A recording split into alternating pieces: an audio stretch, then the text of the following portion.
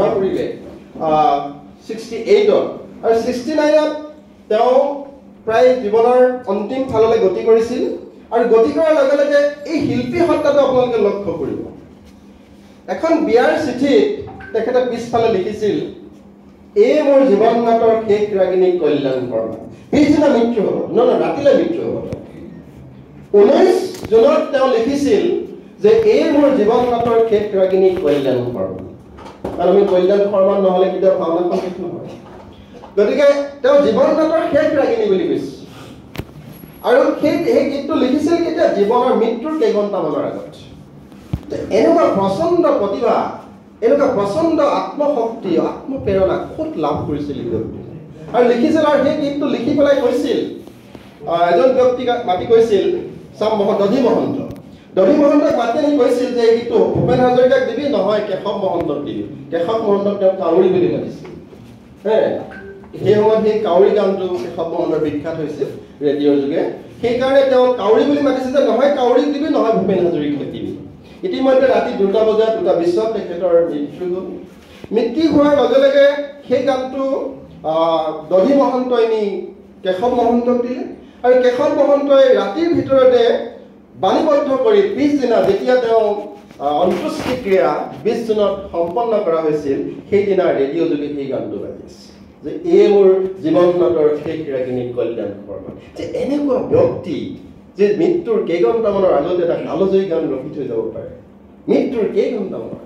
যে এই প্ৰচণ্ড প্ৰতিভা এই প্ৰচণ্ড শক্তি এনে এজন প্ৰতিভাধৰ ব্যক্তি প্ৰতিভাৰ আখৰ বুলি যাক কোৱা হয় সেই ব্যক্তিজন কিন্তু অসমীয়া মইতো সম্ভৱতঃ পৃথিৱীতে বিৰল হ'ব বিশ্বৰভাৰ জীৱন পৰিক্ৰমা আৰু যি ব্যক্তিত্ব কাৰণ এহাতে ষ্টেন গান লয় এহাতে কাব্য চৰ্চা গীতৰ সাধনা অভিনয় সাধনা নৃত্যৰ সাধনা তেওঁ কলাগুৰু বুলি কোৱা হৈছিল তেওঁ কাশী হিন্দু বিশ্ববিদ্যালয়ত তেওঁ যি কলাৰ 108টা কলা প্ৰদৰ্শন কৰিছিল তাৰ ভিতৰত স্পেচিয়েলি তেওঁ যদি শিৱৰ তাণ্ডৱ নৃত্য প্ৰদৰ্শন কৰিছিল তাৰ কাৰণে কলাগুৰু দিয়া হয় বুলি কোৱা হয় গতিকে আৰু তেওঁ আন্না পাভলো যিটো আমাৰ ৰাছিয়াৰ নৃত্য প্ৰতিযোগী বিখ্যাত সেই সময়ত তেওঁৰ সঠিকত শিক্ষা গ্ৰহণ কৰিছিল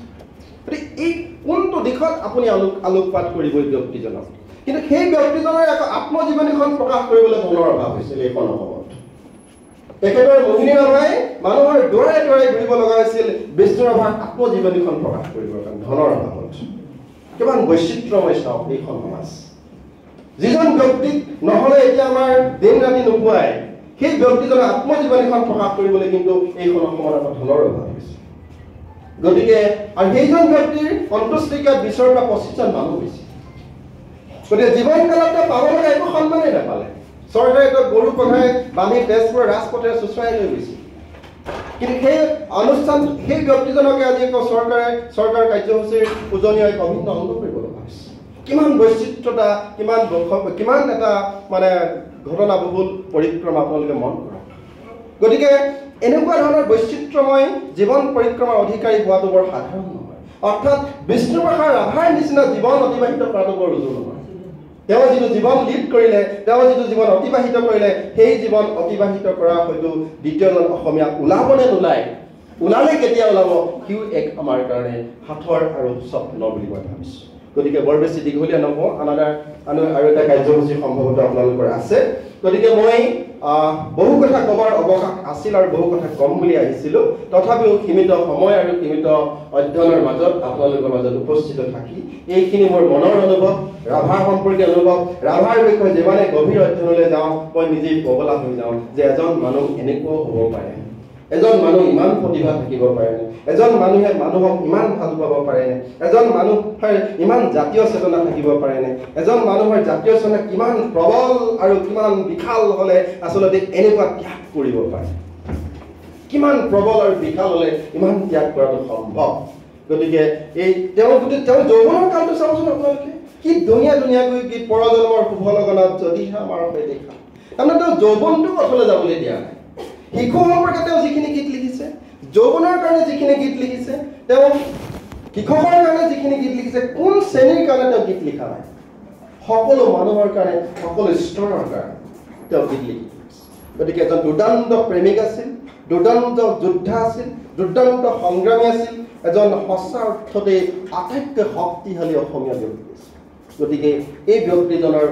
ওপৰত আমি গৱেষণা কৰাৰ প্ৰয়োজন এই ব্যক্তিজনৰ আদৰ্শবিলাক নতুন প্ৰজন্মৰ আদৰ্শ হোৱা প্ৰয়োজন আমি কেৱল ব্যক্তিবাদী বস্তুবাদী ভোগবাদী চিন্তাৰে জীয়াই থকাৰ মানসিকতা পৰিত্যাগ কৰি এখন সমন্বয়মুখী বিশাল কিছু